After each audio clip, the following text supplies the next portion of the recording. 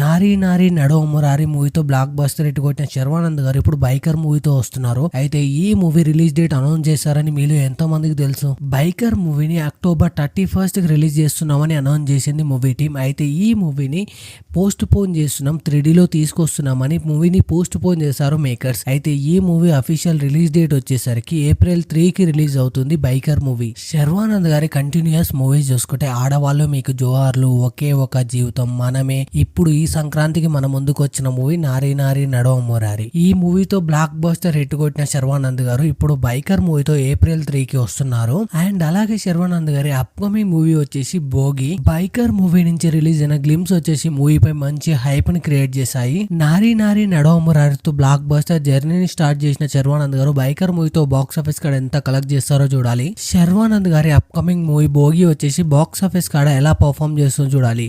ఈ video informative అనిపిస్తే like చేయండి అండ్ అలాగే మా ఛానల్ని సబ్స్క్రైబ్ చేసుకోండి.